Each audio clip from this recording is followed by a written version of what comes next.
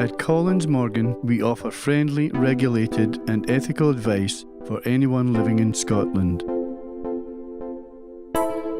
Over the last 6 years, we have helped thousands of Scottish residents become debt-free. Our organisation always have your best interests at heart, and our advisors are trained to help you in any situation with a range of solutions always available. If you're struggling with debts, act now and call one of our friendly advisors on 0141 218 4450.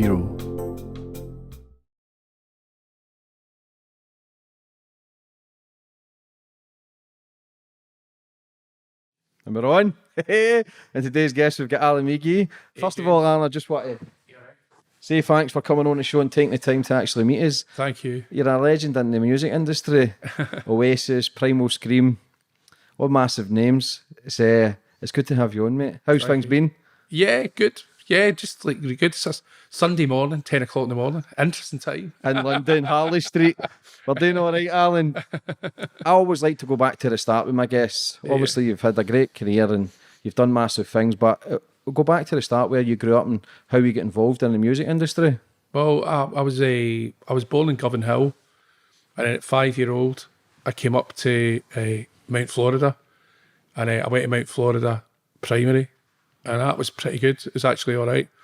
And then I ended up, I went to King's Park Secondary School. I was just dreadfully, I hated school. Do you know what I mean? I was just like, I didn't take to it. And I suppose I got my problem with authority and everything, at that school. I mean, it was just like, I mean, not a huge deal, but I just really disliked getting told what to do. And I left school with 1 O level, which was arithmetic. I got a C, but I never tried. I never done anything. And then I ended up having a load of shit jobs. I worked in a building site. I made collars in a factory. Do you know what I mean? I had about 3 or 4 really crap jobs, and then I eventually got a British Rail job. Issuing bolts, and which was basically it's a job for nothing. But I used to get £75 a week. Was a kid, I was 16, 17, and I done that for a couple of years before I came to London. And that's when, because people see the glitz and the glam life, and it is a great life down in London, but it is fucking crazy. Well, it wasn't glamorous for me for a long, long time. Do you know what I mean? I don't think it's ever really been that glamorous, but I came down to London when I was like 19, and I was homeless essentially. I would have been like, the reason there's so many homeless people, you and me are both involved in homeless stuff. But when I came down, I came off a train, I had like literally £5 in my pocket. But I squatted for 6 months, James, and now nobody's allowed to squat because they basically arrest you if you squat. But the homeless problem at the moment, there's about somewhat like 300,000 people homeless. It would be eradicated if you could squat, because that's what it was. The 70s and 80s, squatting culture. The Clash came out of squatting culture, which was Joe Strummer was squatting. And like me and Andrew Innes, that's the guy in the Primals, we came out of squatting culture because we both squatted.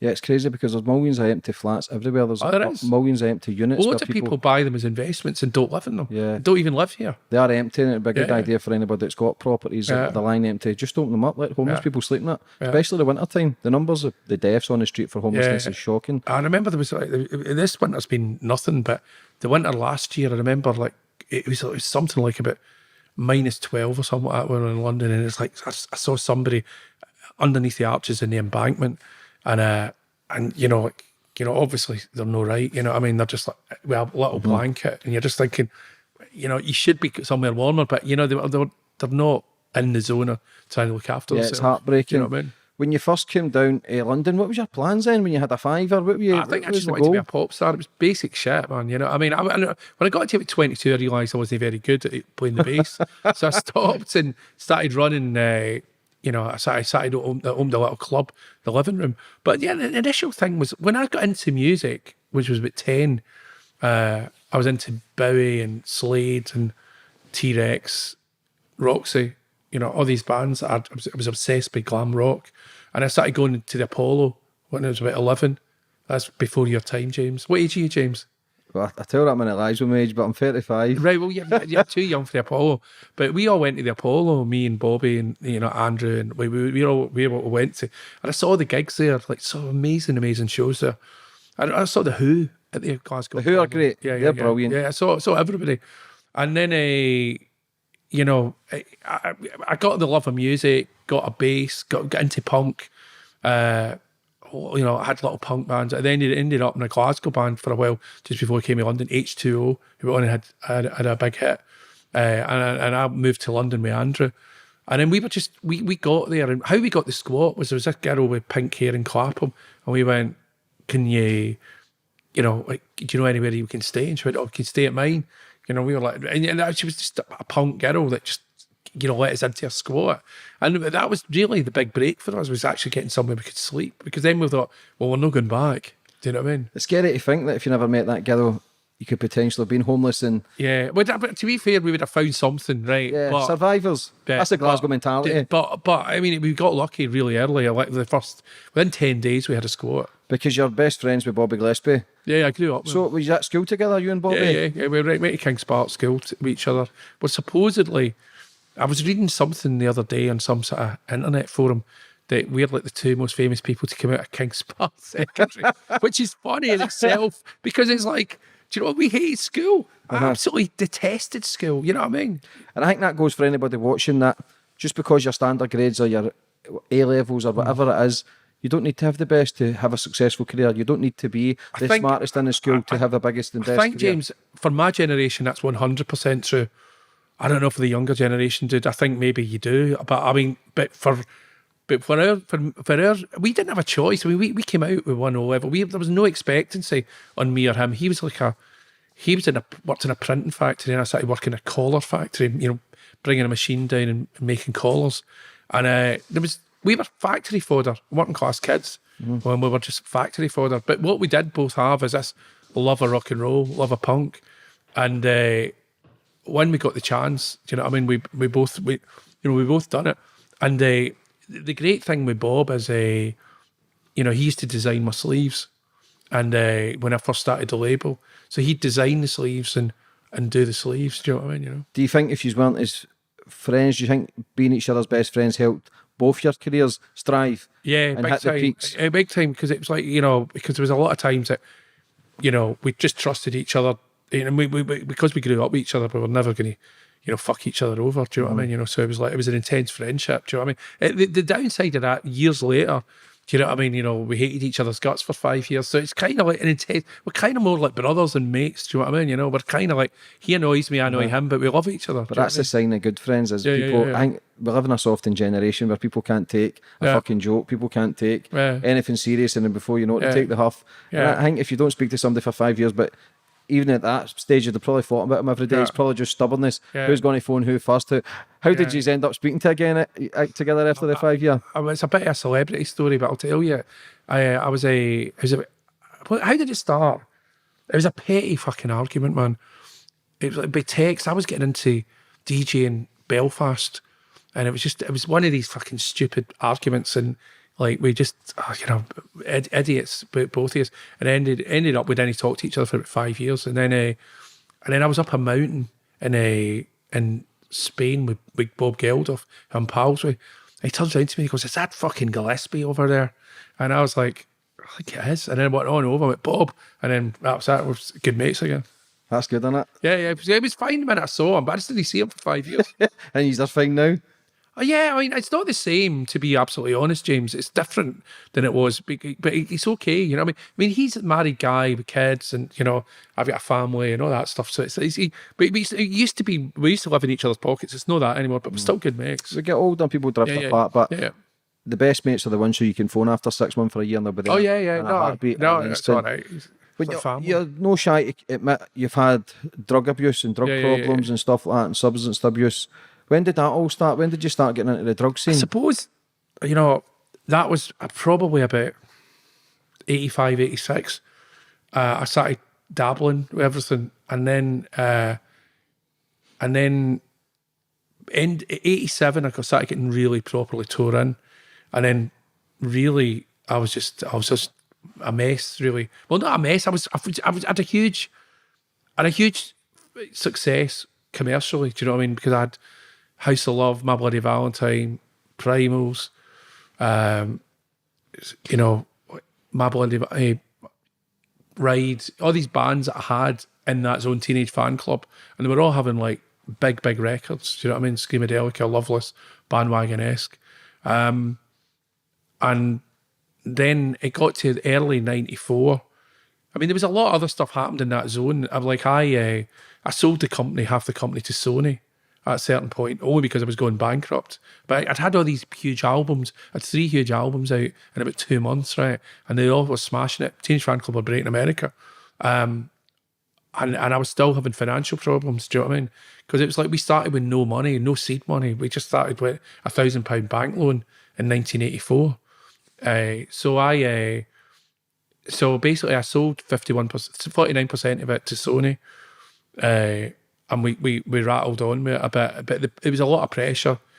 And, you know, drugs played their part in it. And it got early 94. And I just thought, I'm going to get off this, do you know what I mean? You know, and I went into rehab and I came out, and then I was literally the most sober man in Britpop for the next fucking few years. Every other fucker was off their nut, but I wasn't off my nut. How could you run, when you were on the drugs at the time, how could you run so many successful bands? Do you think that helped it for some weird reason? In a weird way at that point in my life. To take away the pressure and the worry and the anxiety? Yeah. It did at that point. Was it coke? Was it Charlie? Cocaine, booze, speed, just usual suspects. Pills. Yeah, everything. So, but then in the 80s and 90s, it was kind of the thing to do. It was the drug scene was majorly kicking off there, so it must have felt normal. Yeah. Getting on it with everybody, we on it with all the bands and just... Yeah, everybody, yeah. I mean, I was the biggest party person at the label at that point. Do you know what I mean? You know, it's like... But it was just what it was. I mean, it was a zone of like when I was in it, and then I got out it, and then it was quite difficult for people to get their head around the fact I'd changed. You know what I mean? You know, that is difficult for people. I was young though, James. I was 33. That's a young time to get sober. I mean, what age did you get sober? 35. I get sober at 30. If you get sober in your 30s, it's very young. But I've relapsed 2 or 3 times. Yeah, after that, I relapsed in 2002, 2003 when I was managing the Libertines. and I relapsed with the booze for a couple of years, but I've been sober ever since. Do you know what I mean? I've been sober since 2004. I've basically been sober most of my adult life. Congratulations. But do you think it helps the mindset, Alan? 100%, James. I got off prescription medication in December, and I was on that for about 20 years, and that was Valiums and antidepressants, and it took me about a year to come off it, a year and a bit, but I'm so grateful that I could come off. I'm in a great headspace again. Well, this is definitely a new chapter of your life. Yeah. For everything you've came through. When you were on the drug scene, you signed Oasis when it was at 92? 93. 93, I met them at King Tut's Wawa. One of the biggest bands in the world. Ever. Yeah, I agree. So how did that come about? It was a fluke, James. It's like I was up the week before in Glasgow doing something, because I was massively into the acid house thing, and I think I was still kind of going to the sub club and all that sort of stuff, you know, early 90s. I think I'd been at the sub club the week before, and I'd realised that this girl that I was used to kick about with, it was in this band Sister Lovers, Debbie Turner. I realised she was playing her first show at King Tut's Wawa Hut at the end of May. I think it was a bank holiday Sunday at that end of May 93, and I showed up, and when I got there, it was sort of kicking off with these mad Mancunians, you know, about 12 of them, and the security a little bit, it was getting really feisty, and they were in this band, and I'd never heard them. They'd come up totally on the make, didn't know I was coming around, because Debbie didn't know I was coming, just to see if they could get on the bill. They jumped in the bus, and this was Oasis, and then, you know, I said to the promoter, which was DF, I think it was, and I said, oh, let them play 4 songs, because it was all my bands that were playing. And I went on up just to make sure that they didn't beat my band up. You know, they had 2 little bands on, and Oasis played, and they played 4 songs. And then at that point, I was like, oh, fuck, I'm signing them. Do you know what I mean? And then at the end, Coyley, who was doing the Oasis sound, used to do the Teenage Fan Club sound. Their tour manager threw him off because he'd been doing coke, right? So I went up to Coyley. Coyley loved me because I used to do coke with Coyley, and I said to Coyley, "Oh, like who's the leader of the band? Who's the manager?" And he went, "Oh, it's Noel Gallagher." And I was like, "All right, okay." And you know, I did not let Noel Gallagher know him, but like, I got presented with Noel, and I just went, "Oh, do you want? Can I like sign you?" Do you know what I mean? And that was it. It was good. Because they were threatening to smash up the place. They were. They didn't, If they never they played. didn't say it. It was by inference. Do you know what I mean? But it would have been quite hard for the security to deal with because there was about 2 security and 12 manx. You know what I mean? Because there was a It was easier to let them play. To be honest. Do you know what I mean? Was there U2 management trying to sign them and double their salary? Yeah. It was a guy called Malcolm at their record company, U2's record company, tried to double or treble the advance, and Andy McDonald at Godis tried to sign him. But to be fair, Oasis were always like that. No Gallagher in particular, very loyal. Do you know what I mean? Yeah, a massive band. Do you think if you never signed them, your career would be as it was? But you don't really sign big bands. No, I'd done good up to that point. I'd done good as I'd done as well as anybody else was doing, if you know what I'm trying to say. Up to that point, as in the music business, that would have been like if you'd had Screamadelica and Teenage Fan Club and blah blah blah. That would have been kind of cool, you know. I mean, I'd have been doing as good as anybody else was doing, if you know what I'm trying to say. And then, but then, I mean, Oasis. I mean, I think. I was involved with. I think we sold somewhat 60 million records. Do you know what I mean? And it's still going. I think it must be about 100 million records. That's unbelievable. That's a lot. A guy for Kings Park, and that must make you proud. It must make you proud. But even though it's difficult because people who live that life, it doesn't seem as big. It might sound weird, but because you've lived it, it might not seem as big. Liam Gallagher, Noel Gallagher, but for people looking at the outside, Right. it is fucking phenomenal. Right. It is phenomenal. I don't really see it like the way you're saying it, but I hear you because most people's reaction is like that. But I don't, because I suppose I've lived inside that bubble for a long time. Do you know what I mean? I think the question that probably everybody wants to ask is, do you think they'll ever get back together? It's the question I ask the whole time. No, I don't think in it, not in the foreseeable future, James. Do you know what I mean? Maybe in years to come, maybe, but I mean, there's a lot of bad blood between them at the moment. You know what I mean? Do you think they would ever be as big?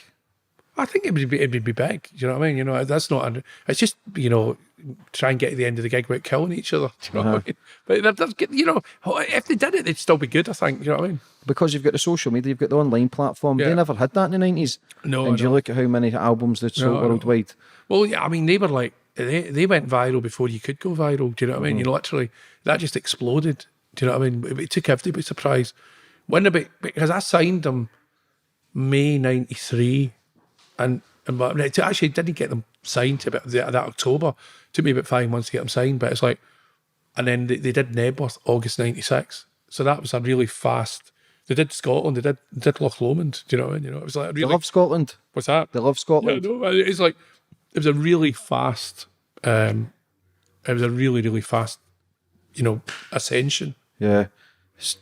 Because when you look at the two of them, they're both legends. They are. They're again one of the biggest bands ever. Yeah. When you signed them, did you realise when you first watched them? Did you think to yourself, they're going to be massive? They're going to be great? The absolute opposite. I thought they're probably good for an album, and and good for an album. If I get out before the Stone Roses second album, I might nick some of that audience. But I never thought it was a career band. I was just putting it out. I thought it's a good band. It's quite Stone Roses, you know, because it's seen 4 songs, bang it out and see what happens, and it fucking exploded. Who was the worst one to deal with, Noel or Liam? This is the real truth. I never had really bad experience with the Gallaghers at all. Liam was always nice, and Noel was a gent. Do you know what I mean? Do you know what I mean? You know, I've had more run-ins with him post than during it. Do you know what I mean? You know, because that's when you were at. Yeah, when you signed them? Were you still on the drugs at that point in '93? I was. I've partied a few times with Oasis. Yeah. That must have lasted a good few months at a time. No, it was like when I signed in May '93. I got sober February '94, but I had a few good nights with him. Do you know what I mean? What do you think the Oasis' best song is for yourself personally? Probably Slide Away. Do you know what I mean? For the early stuff, anyway. I love Slide Away, but I mean, I love lots of it. You know what I mean? It's a good band. For all the bands that you've had, who would you say was your best album ever? Debut album? Well, debut's probably Oasis, definitely, maybe, but maybe the best album ever put out was Screamadelica. Yeah. Primal Scream, yeah. Because Libertines and that are great as well. Yeah, yeah. I didn't actually put that out, I just managed them. Yeah. You know what I mean? The management game is phenomenal. What you've achieved. Did you have that drive to be successful? Not really. I mean, I just like music. I still do it. I mean, I still manage Happy Mondays and Cast in Las Vegas. Do you know, I still manage a few bands. And I've got Creation going again as a 7-inch label, James, called Creation 23, and I've got a load of little bands. But I just do music because I want to do it, James. I'm like, India's doing it at 58. You're doing it because you want to do it. Do you know what I mean? Ultimately, you know what I mean? Because most of the people that I grew up with and they've all quit now. Do you know what I mean? Because like, I suppose they don't love it as much as me. I don't know. Do you know what I mean? Most of them are fucked off. You've got to have your passion for something. It doesn't matter how much money you make or what you do. If you've not got that drive or that passion to keep achieving, to keep producing #1 albums or to keep signing the biggest bands. Yeah.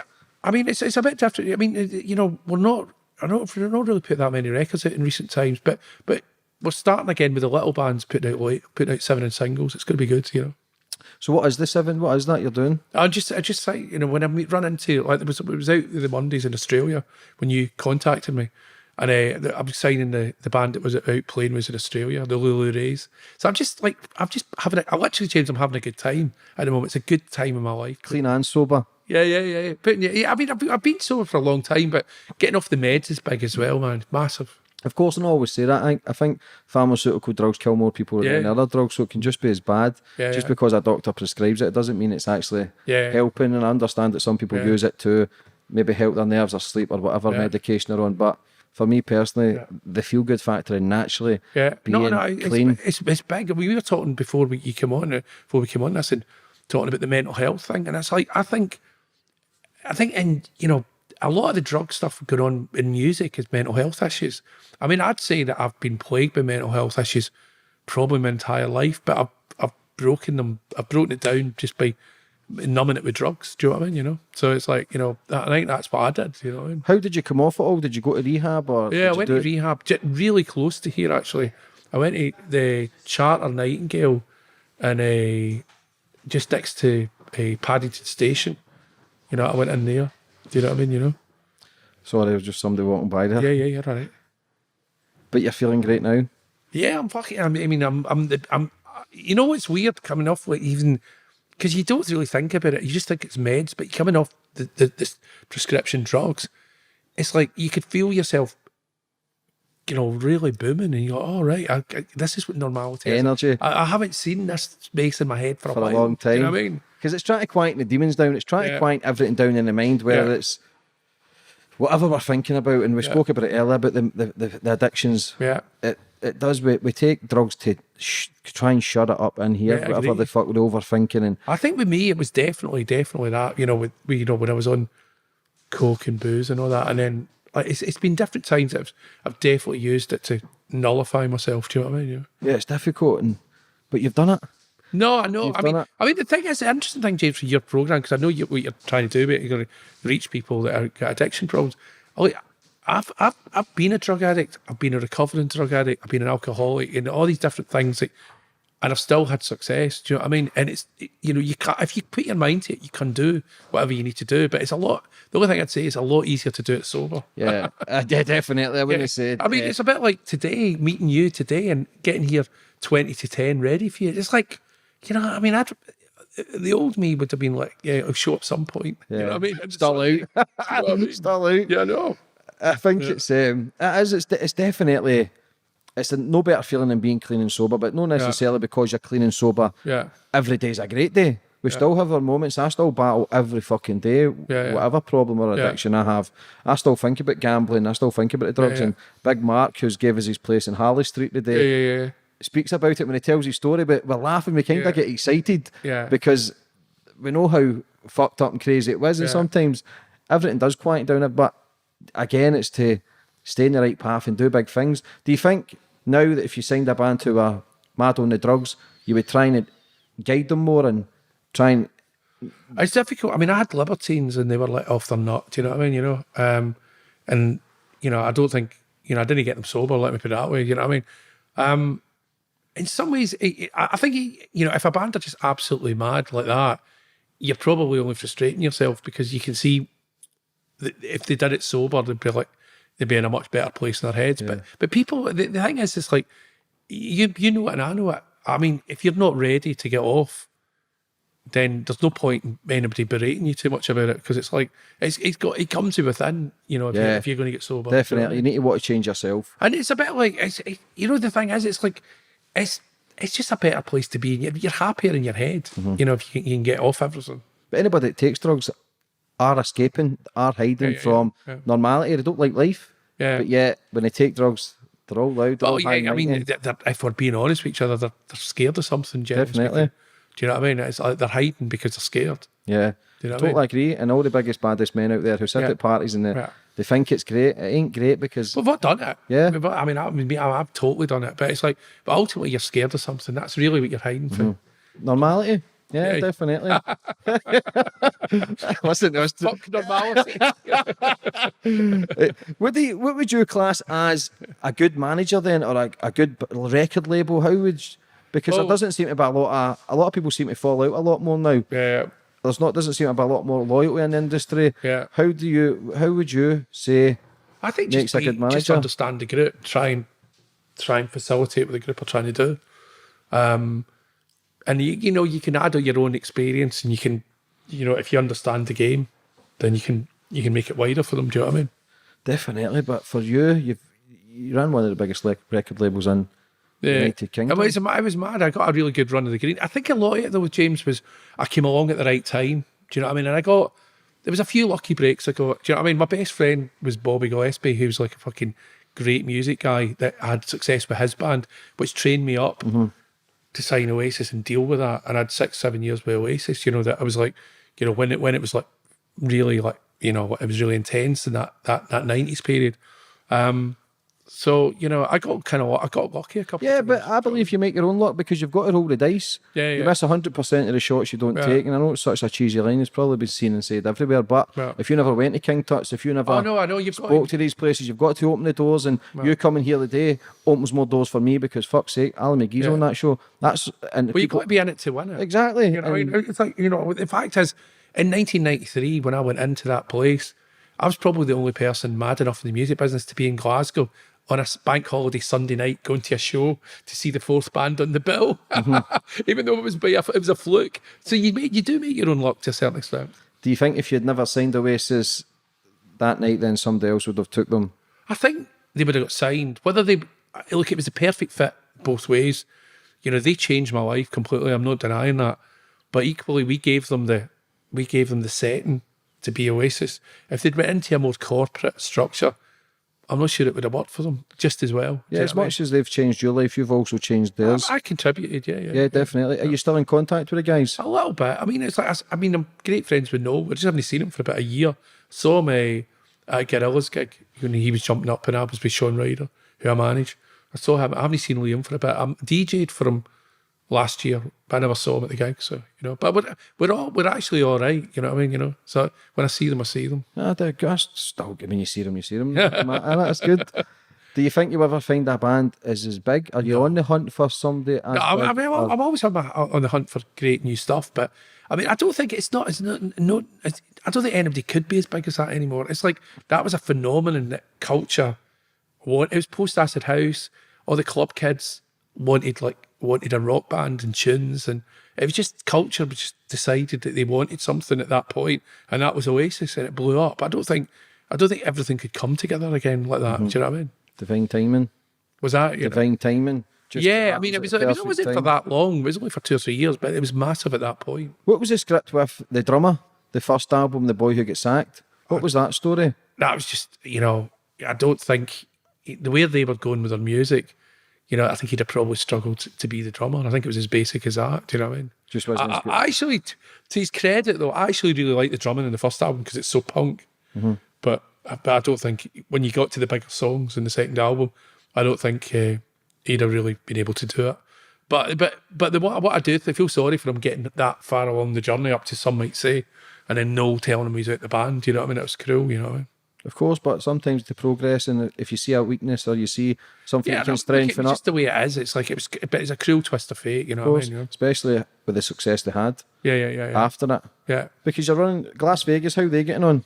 It's good. It's like, you know, it's like James, like, you know, they didn't do a gig for about 3 or 4 years. Do you know what I mean? And I found them initially again at King Tut's. I need to get myself down to King Tut's. I know. It was in 2006, James, and I was they were like third on the bill, and I'd been talking to his sister, who's the co-manager, and you know, and I went, saw it.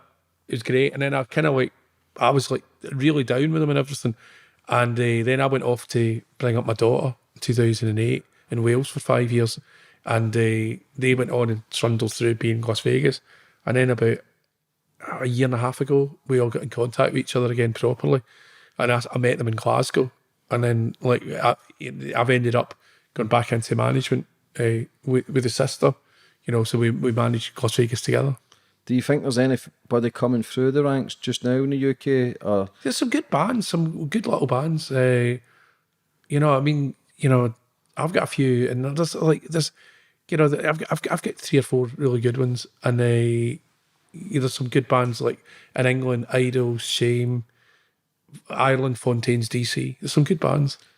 is there any bands that you've seen and you thought they're just as good as Oasis but never reached the heights potentially? I mean, I should have. Yeah, there's loads of bands that have to be there, but usually there's a personality default in the middle of that. Do you know what I mean? Mm-hmm. You know, like somebody's kind of like not quite right. You know, Just like anything in life, innit?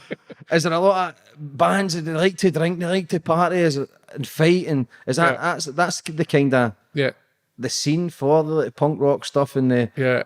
Well, I mean, is that no tiring? Is it no? You go fuck the me. bands It's aren't like a really zoo. so much like that anymore, James. It's like it's more like, you know, if anything, they're all worried about their careers. It's like give us some of these old style bands that are a bit mental, because at least they're you know, at least they're spicy. Do you know what I mean? Aye, do you not think that buys it though? People buy that the bands that don't give a fuck, the ones that just I think so. You've got to have the tunes, though. Do you know what I mean? I mean, the Libertines got away with it because they had the tunes. No matter how mental Peter was or Carol was, you know, they had the tunes. Do you know what I mean? yeah. So what's your plans for the future? Where do you see yourself? I'm just going to keep doing it, James. Do you know what I mean? You know, I'm going to, you know, I want to develop the label a little bit. You know, put out some more records. You know, I'm on the lookout for maybe another couple of bands to manage that are more established. I'm going to do this Q&A tour this year, next year.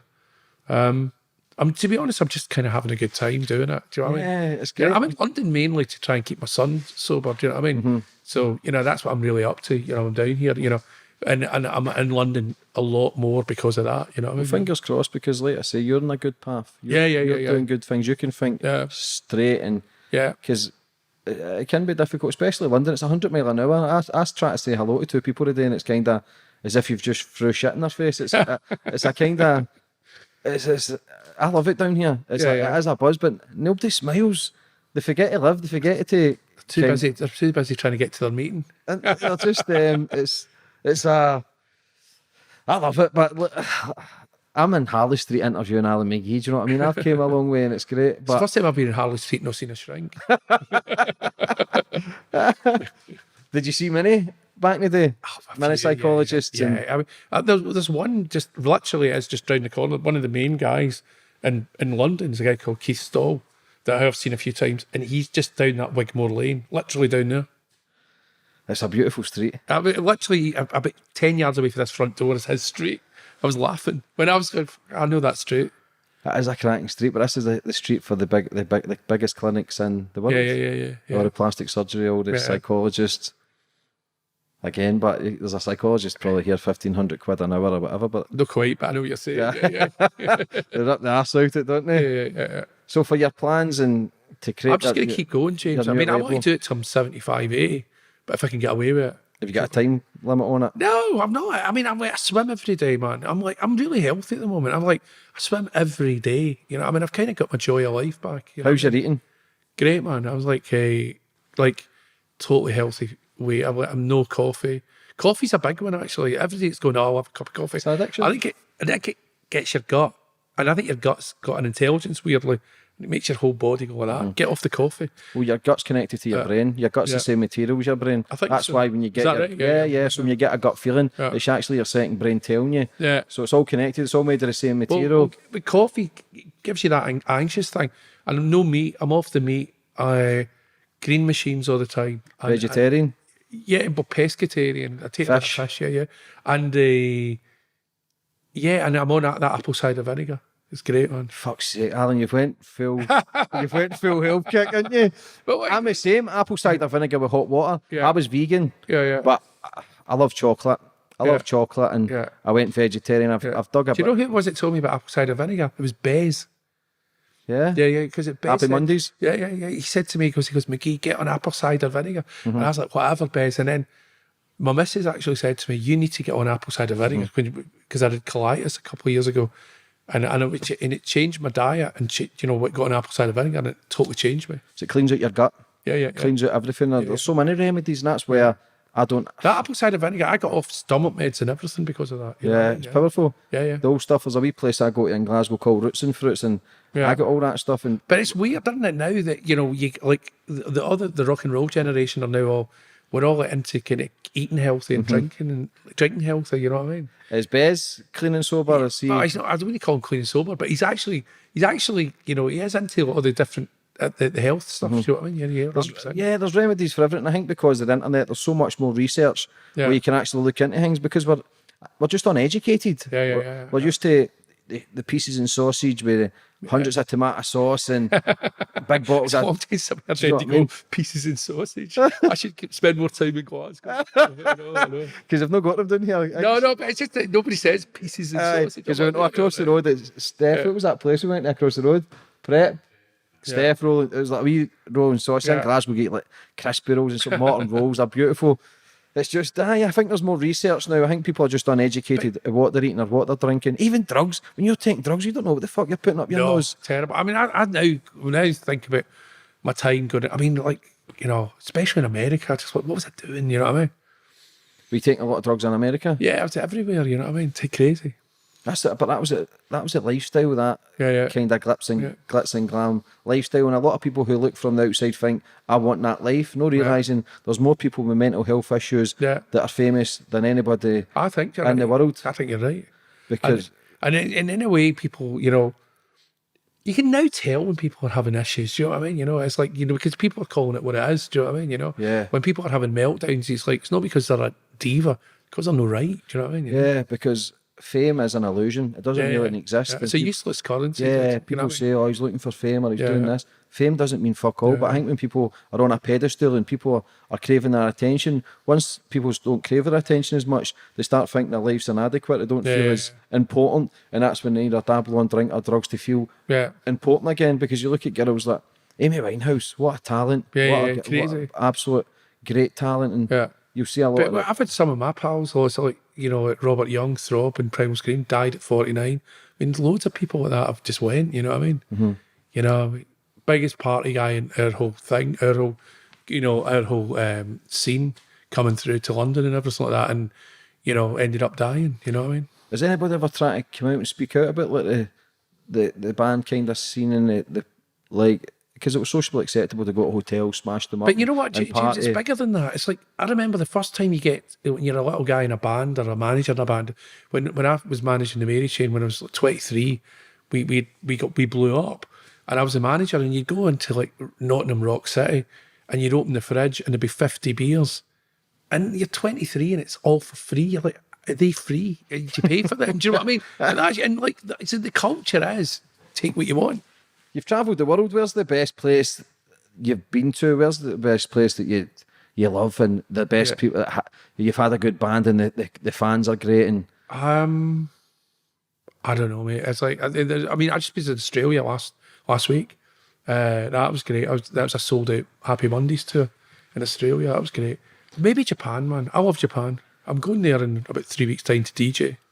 so what you do? What kind of stuff do you DJ? I just whatever really. For that thing, it'll be kind of dancey. Be much more like an old acid house kind of set for the 90s. But it's like a late 80s. But you know, I mean, it depends who's booking us. Do you know what I mean? If it's a load of fucking Britpop kids, I'll play.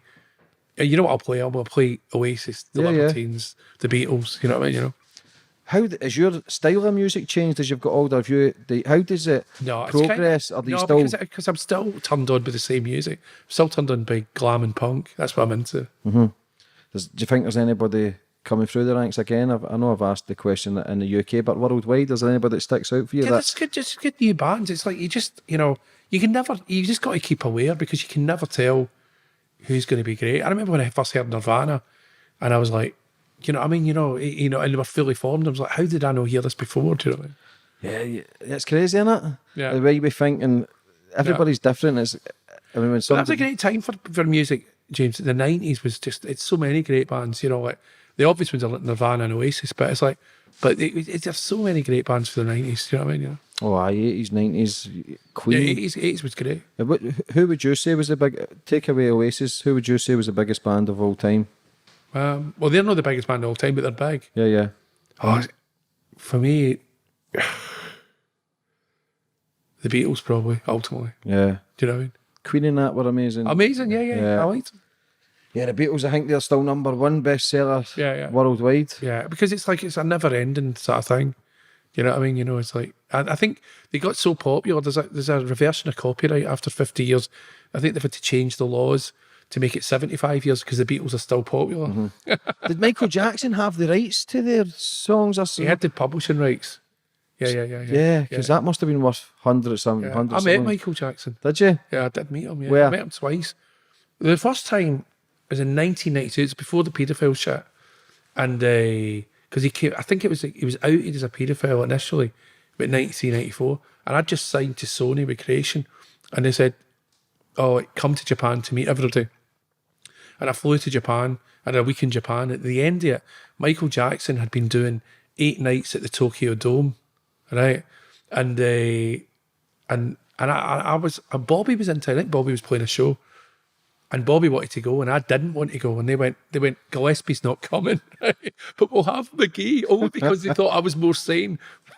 Foolishly, right? Fuck, were they wrong? Right. And then we went through all the security, and we get taken in, and then we put in this room of like people wanting to meet Michael Jackson. I was the only person in the room that didn't want to meet Michael Jackson, and Sony were picking 5 people to meet Michael Jackson, and I went, Alan McGee, Creation Records, and I went through.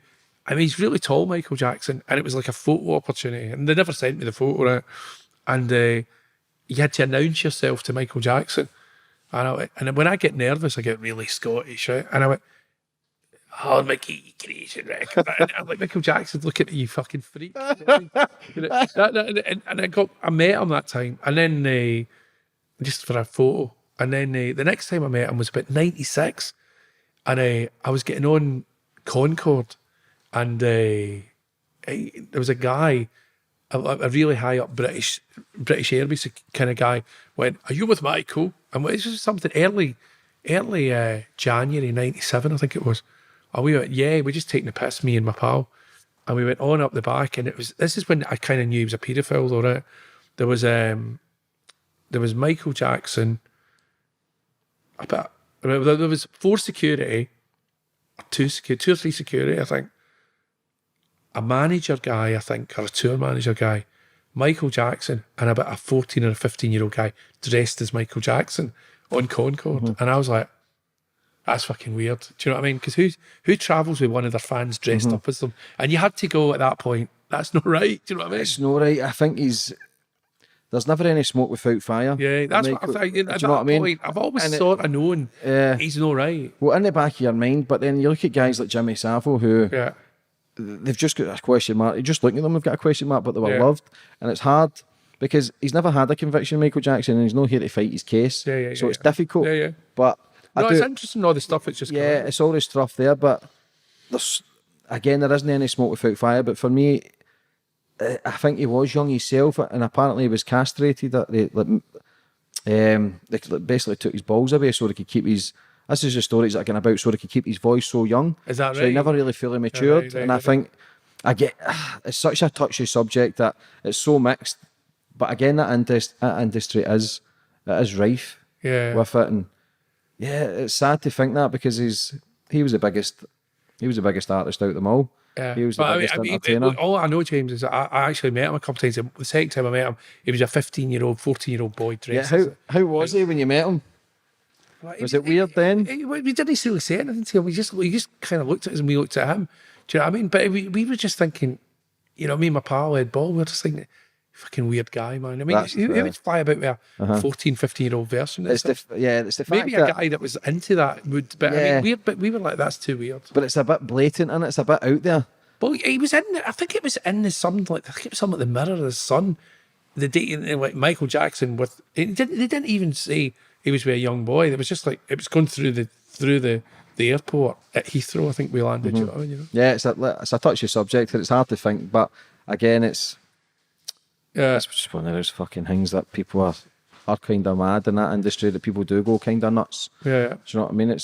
Was there anybody you've met a lot of A-listers in your time? Yeah. Was there anybody you were starstruck with or really want to meet? Yeah, one time I was in the dressing room. The only time ever really that I have been starstruck, if you want to call it that. I don't know what to say. It was in Glasgow again. It was in the SEC, and a teenage fan club supporting Neil Young. And Neil Young came in the dressing room for about 10 seconds and walked out, and I was like. Another time I was in Glasgow, I was at what's that wee posh gaff? Is it what's that hotel up in the West End? Oh, One Devonshire Gardens. One Devonshire Gardens. I was staying there, right? And James Brown had been playing the SEC the night before, and I walked into the room, and it was an empty room. It was a posh version of this room, and sitting there was James Brown. Like up in the chair, and I was like, and I thought, and I just walked out because I didn't know what to say. What do you say to James Brown? That's another living legend, James I know. Brown. I've been there a couple of times. I've went, I'm not doing this. Do you know what I mean? He's not. But usually I'm okay. Usually I'm just like, how you doing? Why is the American stars so big over there? Like your James Browns, your Marvin Gaye's, back in the day, the stardom that they had was. I don't know, mate. Because America's so big as well. Yeah. Just as you know, I suppose once you get to that level, it's you don't fall down. So it's a bit. Do you know what I mean? They're up there. Like your Stevie Wonders, they're massive. Brilliant. Yeah. Guests. Was there anybody from the UK that went to America and never cracked it that you thought should have cracked it? I mean, there's loads of people should have cracked America. I mean, Oasis should have cracked America. They've done okay, but I mean, they should have got absolutely massive in America. Loads of bands. Most British bands should have cracked. It's always weird British bands crack America, isn't it? Do you know what I mean? But did it not? Yeah, is it because like David Gray or something? Did it not like? Why is that? Did it not like the personalities or the music? I think what it is, I mean, the old school America. I'm not so sure anymore if it's like this, but the British bands were too outspoken, really, generally speaking, for America. They don't really want anybody with their own opinion. Do you know what I mean? The Americans don't really act like that. They don't really, do they? Like, yeah, but I mean, it's. I mean, you go to see Bruce Springsteen and in like New Jersey, and there's like he's in an arena. He's doing 5 nights at an arena in New Jersey, and there's not one black person there. Do you know what I mean? It's a weird country. Do you know what I mean? It's everybody's like white and about 40-year-old. Do you know what I mean? Yeah, it's so big. It's fucking massive. Yeah. So you're loving life, you're doing well, you're in a good place. I'm in a good place. I mean, I could be doing better, but I mean, I always say that. How come? I know, I just like doing things, do you know what I mean? Do you like to keep busy? Yeah. Is that to keep the mind at bay? No, I think it's just, I'm addicted to doing shit. Did you ever goal set or anything or plan what you were going to do? I just get on with it and done it. I was thinking about this recently when I was a kid, before I'd got a break in the music business, maybe 22, because I started to happen at 23 because I managed the Mary Chain. We blew up, and then I was in like California playing 4,000 people managing the band. It was like mad. But I mean, I suppose when 21, 22, I used to think it'll be my year next year. Do you know what I mean? So I suppose I was a wee bit like that. And then when it happened, you just get into it. Only Fools and Horses this time next year. Millionaire. But I think I was a bit like that when I was a kid. Do you know what I mean? But you've done it. Yeah, you've fucking done it. You've not done all right, man. You've done it for King's Park to Harley Street. Is there any bands you would have loved to have got that you think I could have took them even further than? Well, I mean, I don't know if I could have taken them further. Who knows? But I'd love to have worked with Stone Roses, one of my favourite bands. Do you know what I mean? But yeah, I mean, a lot of the punk bands, I was just a bit young for it. Do you know what I mean? Really, you know what I mean? But like the time I got there, they were kind of on the descent. But I mean, I love a lot of that punk stuff. I love, you know, I just love all the main bands. You're very well liked, but Alan, does that must help in the industry though? Was that so? You're very well liked. Right. You're very well respected. Right. So if you're trying to open doors for people, then Yeah. people will give you that. Yeah, I mean, I get on all right with people, you know what I mean? You know, like, luckily I've not pissed too many people off. Yeah. But there's a few people out there, James, it's not that hard to find. There's still time. I'm actually related to most of them.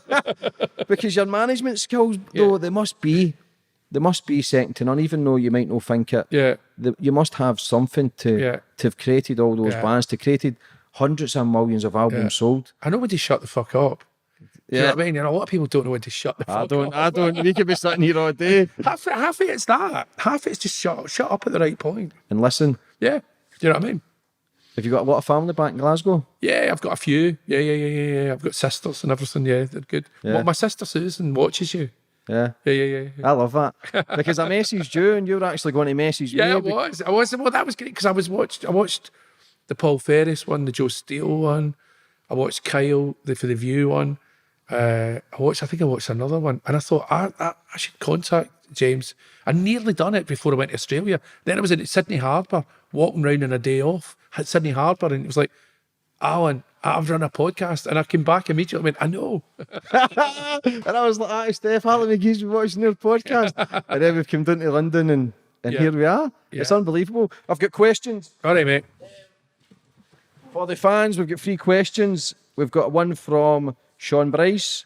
Your best, I think I've actually stole the guy's fucking question. The best debut album from any band you signed?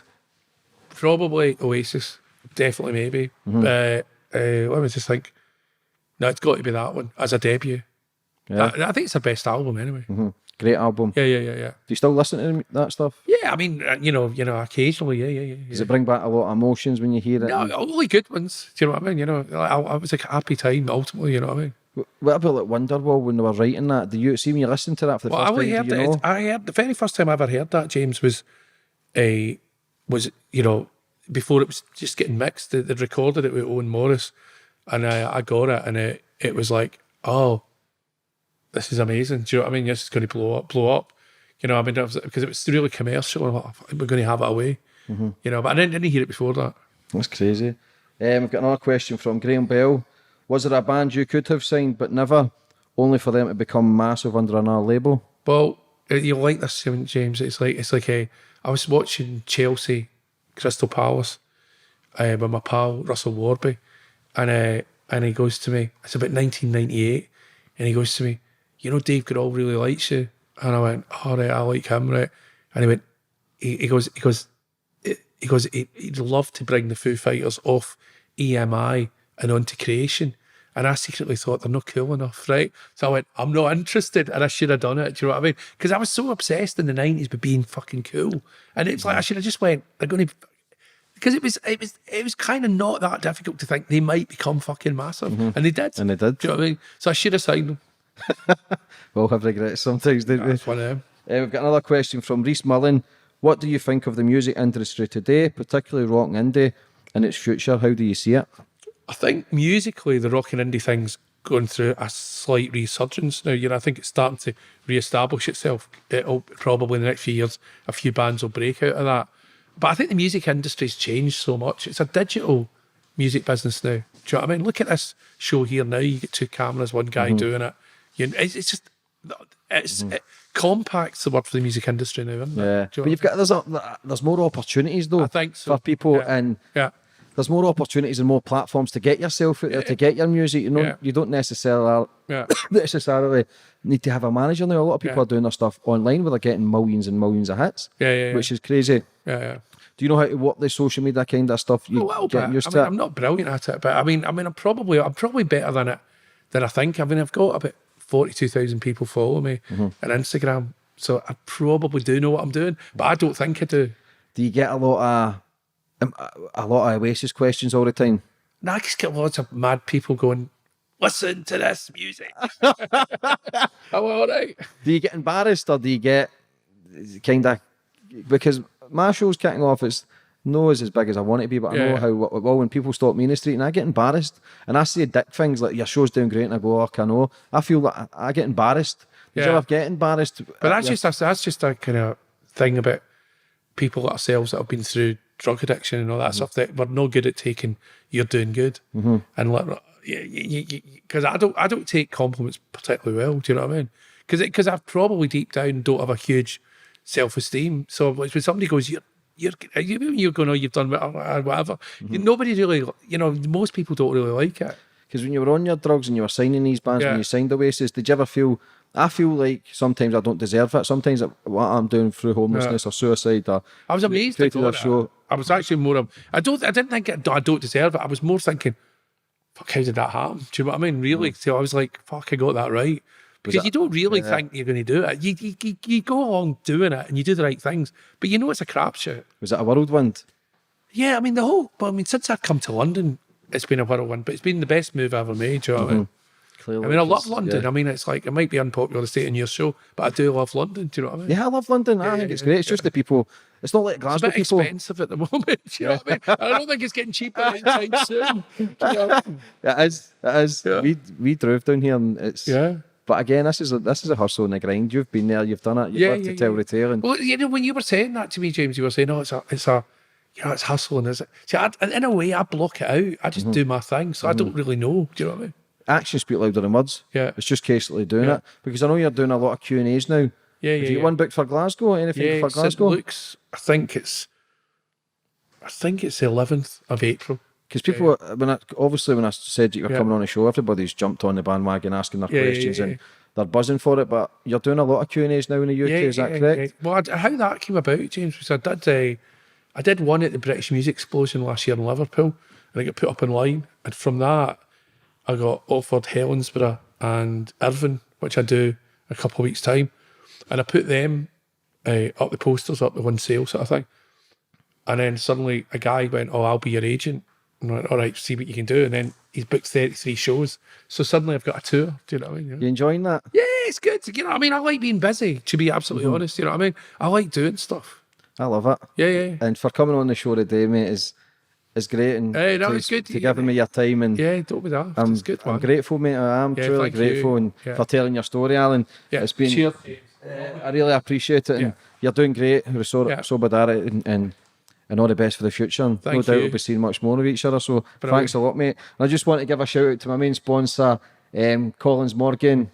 My boy Chris has just had a baby son. Him and his missus. So congratulations. And also sponsored this show with Select Blinds. We'll have an advert at the end of this also. So take a wee check at that and hope you enjoy the show. But Alan, again, thank you, mate. All right, mate. It's been a pleasure. Be good, man. Please make sure you subscribe to my YouTube channel and also click the notifications button so you are notified for when my next video goes on my channel. You can also catch me on Twitter at JamesEnglish0 or Instagram at JamesEnglish2 or Facebook at JamesEnglish11. You can also download these podcasts on Podbean or iTunes. I just want to say thank you to my sponsors, Fire Suppression Scotland and Select Blinds for also sponsoring this episode. For all your fire safety requirements, fire alarms, fire extinguishers, fire risk assessment, fire doors, and also CCTV, Fire Suppression have your safety as their main priority. For inquiries, you can contact them on 01698 200 562 or email on info@firesuppressionscotland.org. At Select Blinds, if you want to find something unique, then Select Blinds is a place for you. They take pride in their ability to manufacture blinds to order, using a range of materials and fabrics. They can take your needs, specifications and instructions to use them to create blinds of any colour or style. If you're looking for something that you've seen in a catalogue, then they keep a range of popular blinds in stock, each of which can be modified and sized to fit your windows perfectly. Whatever they're looking for, an individual item or something that's off the shelf, Select Blinds will give you that ideal choice. When you make a purchase at Select Blinds, the delivery and fitting is also free of charge. So for inquiries for Select Blinds, give them a call on 01236 443 636 or drop them a message on Facebook page, Select Blinds and Shutters. AM Events are specialists in party, wedding and event planning management. They offer services from full event planning and management right down to the standalone venue dressing. AM Events strive for 100% customer satisfaction every time, from email updates and how about the planning is going, managing the day of the event. They will support you the whole way through. So for more information, to make a booking, pop down to their showroom at Unit 2, Foundry Street, Atlas Industrial Estate in Glasgow. Their phone number is 0141 237 3020. So pop along, or else their social media pages are on Facebook, AM Events, and also Instagram at amevents.glasgow.